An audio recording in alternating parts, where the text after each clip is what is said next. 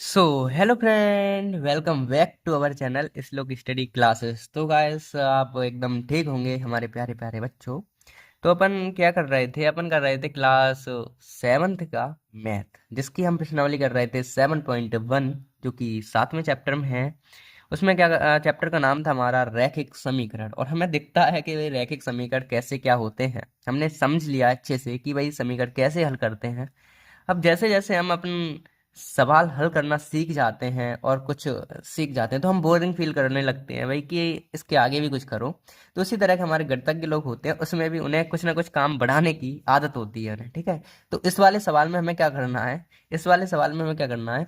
Solve तो करना ही है भाई, सॉल्व करना है। एक काम और बढ़ा दी भाई, सही बताओ, सत्यापित भी कीजिए कि हमारे जो आंसर हमने निकाले हैं वो सही हैं या फिर झूठ मूठ के गलत थलल निकाले जा रहे हैं, निकाले जा रहे हैं, निकाले जा रहे हैं। मतलब वो भी तुम जांच के बताओ कि आपका आंसर सही है या नहीं है, ठीक है। ये आपको जांच करके बतानी है। ये काम हमें बढ़ा दिया है इस प्रश्न में, ठीक है। तो अपन कुछ नहीं, इस प्रश्न में भी करेंगे। तो अपन क्या करते हैं, इस प्रश्नावली के जो तीसरा एवं लास्ट सवाल है उसके भी सभी खंड कर लेते हैं, ठीक है। तो शुरू करते हैं अपनी क्लास को बिना किसी देरी के, मस्ती। तो हमारा पहला प्रश्न ये है कि भाई, तीसरा, निम्न को हल करो। पहले तो हमें समीकरण हल करने हैं और उत्तर को सत्यापित कीजिए, मतलब उत्तर की जांच भी कीजिए कि सही आया है कि गलत आया है, ठीक है। तो शुरू करते हैं। सवाल में हमें ये कहा है भाई, 15 - 3x - 3 बराबर 12 - 5x। ये हमारा सवाल है और पढ़ने में मजा आता नहीं है, सीधा सॉल्व करने में मजा आता है, ठीक है। तो क्या करेंगे, समीकरण हल करना बहुत अच्छी तरह से 2 क्लासेस में समझ चुके हैं। और कुछ बालकों ने, कुछ बच्चों ने आधा प्रश्न इसे देखते ही सॉल्व कर दिया होगा। जब तक हम बोल रहे हैं तब तक तो वो सॉल्व करने लग गए होंगे और कर भी दिया होगा। क्योंकि बालक जो हमारे हैं, जो हमारे बच्चे हैं, जो हमारे स्टूडेंट हैं, ठीक है, वो एकदम बहुत ज्यादा एक्टिव है, यानी कि बहुत तेज करते हैं काम, ठीक है। तो अपन ने आधा कर लिया होगा और जितनी देर में हमने बोला उतनी देर में पूरा कर लिया होगा, आंसर भी आ गया होगा इसका, ठीक है। तो अपन शुरू करते हैं थोड़े से। तो क्या करेंगे, हम एक्स एक्स को एक साइड और अंक अंक को एक साइड करेंगे, ठीक है। तो क्या करेंगे, -3x ऐसे के ऐसे। अब ये -5x जो दिख रहे हैं इधर जाएंगे तो +5x हो जाएंगे, बराबर। ये 12 है, ये -3 है, इधर चले जाएंगे +3। ये +15 है, इधर चले जाएंगे -15। ये चीज तो हम करना सीख गए भली भांति, ठीक है। अब हमें क्या करना है, -3x में से +5x का बचेंगे 2x।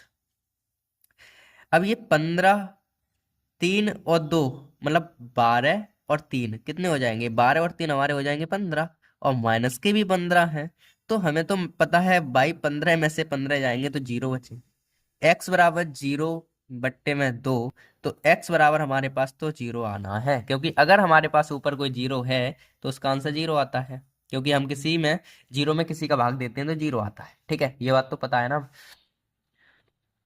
ठीक है। इतनी बात समझ में आई। अगर चाहे तो एक चीज बताएं आपको मजेदार, वो क्या है, अगर हमें किसी संख्या के नीचे 0 दिख जाता है तो उसका आंसर 0 नहीं बल्कि इन्फिनिटी आता है। क्या आता है?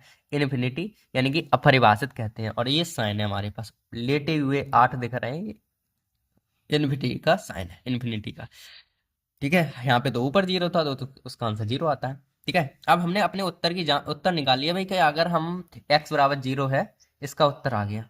अब हम इसका सत्यापन करेंगे, वो देखिए कैसे करते हैं। उसके लिए हमें जगह चाहिएगी और जगह के लिए हमें सबिटियन जगह है, दिख रही होगी आपको। तो जहाँ पे हेडिंग डाल देंगे सत्यापन, और सत्यापन की काम शुरू कर देंगे। सत्यापन का काम ये होता है, सत्यापन का काम ये होता है कि ये लाइन पूरी हम दोबारा लिखेंगे अपने सवाल को। 15 - 3x - 3 बराबर 15 - 5x, ये है, ठीक है। अब यहाँ पे जहां जहां x है वहां वहां 0 रखना है हमें, क्योंकि हमने x का मान 0 निकाला इस वजह से। तो 15 - 3 गुणा x की जगह 0 -3 बराबर 15 - 5 गुणा 0, x की जगह 0, ठीक है। अब हमने गुणा क्यों लगाया यहाँ पे, इनके पीछे कोई साइन नहीं था इसी वजह से गुणा लगा दिया, ठीक है। क्योंकि साइन नहीं होता तो गुणा होता है ना वहाँ, इस वजह से। तो 15 माइनस किसी संख्या के 0 में गुणा करते हैं 0, -3 15। अब किसी संख्या का 0 करते हैं 0 आ जाता है। तो 15 में से 3 गए बच्चे हमारे पास 12 बराबर 12, और इधर है ही 12 में से 0 गए 12, यानी कि हमारे पास दोनों आंसर बराबर आते हैं। यानी कि right hand side L H S बराबर आर एच एस या R H S L H S L H S बराबर आर एच एस आया, यानी कि दोनों side left hand side and right hand side बराबर आई हैं। इसी वजह से हम क्या कर रहे हैं, कह सकते हैं हमारे आंसर कैसे हैं, सही है, एकदम मस्त है, एकदम स्वस्थ है। ठीक है, तो हमारा आंसर एकदम बढ़िया है। ऐसे ही हम अपने दूसरे सवाल करेंगे सेम टू सेम।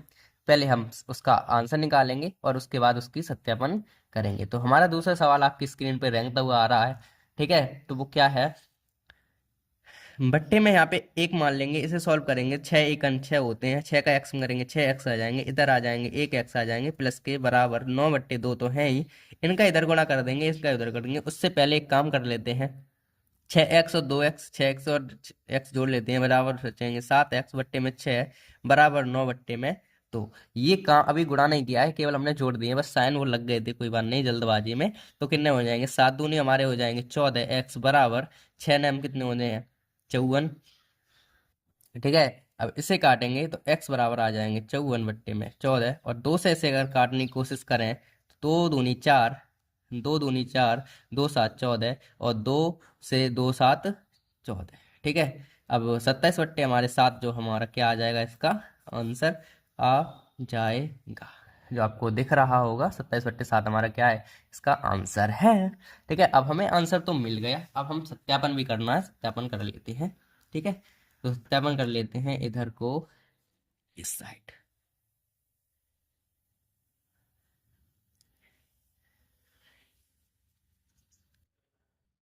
ठीक है, तो हमारा आंसर आ गया।